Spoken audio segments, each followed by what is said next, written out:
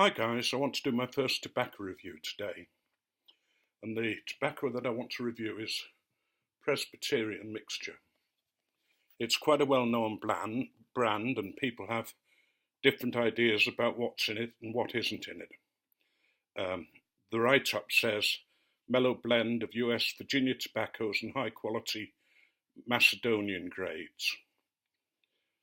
And it was one of those tobaccos that as soon as I opened the tin and took a sniff, I knew that this was for me. It's in plastic, and there's quite a bit out of this tin because I've given a sample to my son, but I've also smoked some myself. You can smell the hay of the Virginia. That's a very definite smell. But then underlying it, there's a more subtle scent of the yeast. Now, I know a lot of people have said that there's a smoky scent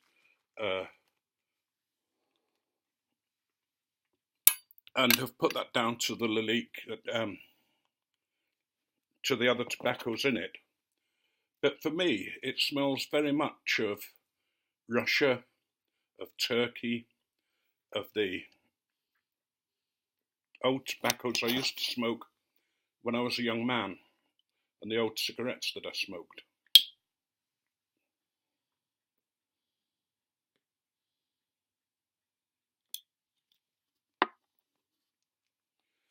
What I really missed was that Russian tobacco or that Turkish tobacco. You just don't seem to be able to get that blend anymore. But in this mixture, I felt that it was there. I know it's not got that reputation, but for me, that's what I smelled. It's a nice smooth smoke. It's a long smoke. It's a cool smoke. It was originally made as a private tobacco for the moderator of the Church of Scotland, a very important man who ruled the Kirk. And the Kirk was very strict about its people. If they disagreed with what you were doing, for instance, if you did something on a Sunday, the following Sunday you'd have to attend the Kirk, and the Kirk leaders would question you and decide what punishment that you were to have. But this particular man, Dr. John White, was a friend of Stanley Baldwin, the Prime Minister of England. And he was quite a well-known Prime Minister, and he was introduced to this tobacco and asked for regular supplies. It became one of his favourite tobaccos. And he suggested the name Presbyterian Mixture. The Presbyterians were the free church, they're now called the Wee Frees, instead of the church ruled by bishops and had priests and that kind of thing, which was the Scottish Episcopal Church. But this tobacco keeps going out because I'm talking too much.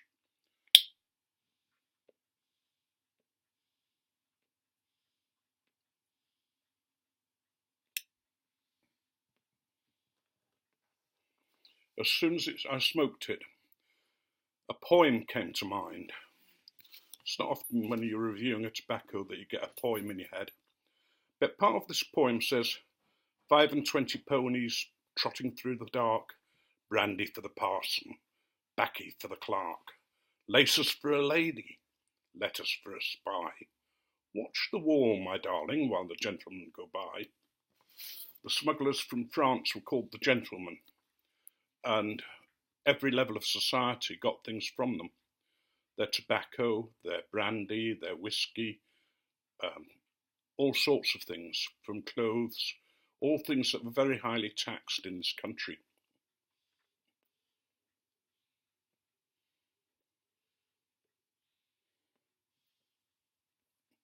And the taste of this tobacco still makes me think of those men bringing in the tobacco from foreign parts. And I think this tobacco's come from quite foreign parts. Macedonia.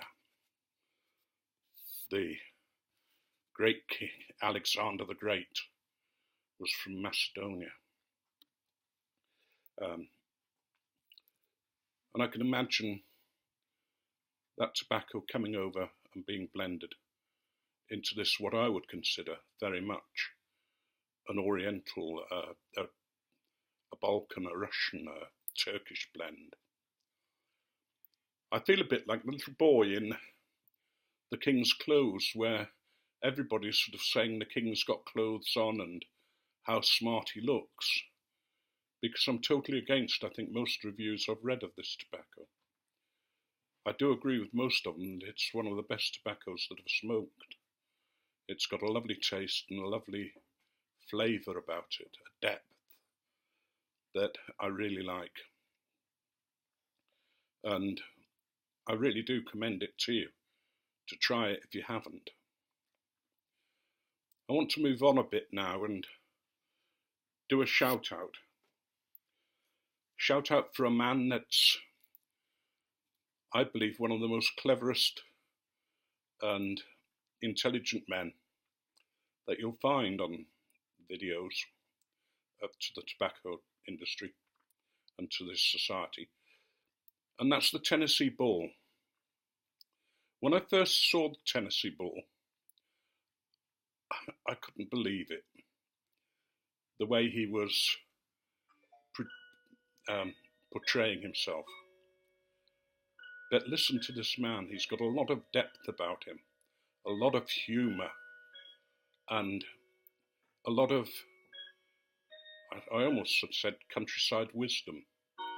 But he's a good guy, he's quite a reviewer. And if you haven't come across him, go across to his site and I'll put a link in the bucket down below and see what you think. I'm really surprised that he's got over 190 people, I think it is, but I'm surprised it's not 1,000. So take yourself over there and sort of see what you think of him. The garage is coming on. I haven't got any pictures of it. I will try and get some pictures.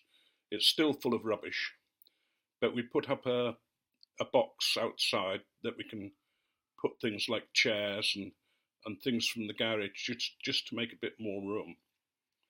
And I still intend to have that as my summer man's den and workshop. I don't know how that'll go. The dogs have certainly checked it out, and they've checked the box out in the yard that I've started to put things into. And I was thinking, as I smoked this Presbyterian mix the other day, of just how much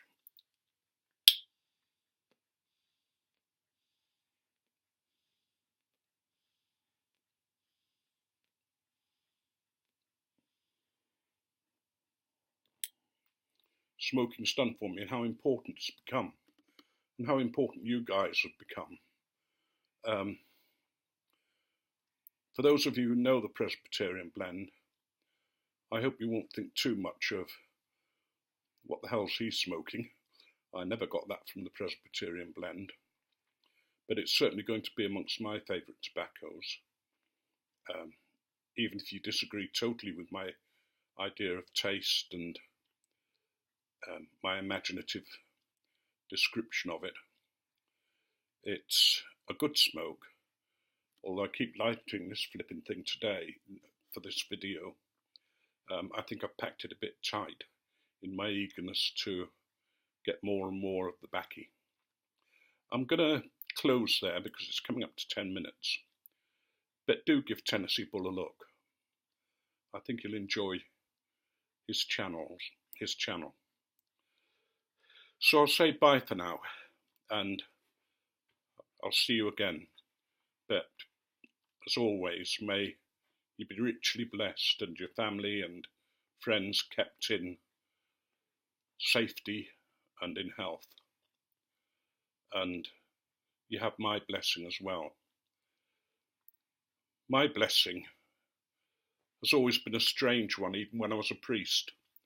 I was asked to bless somebody. My favourite blessing is, may you live to be 100, and the last voice you hear be mine.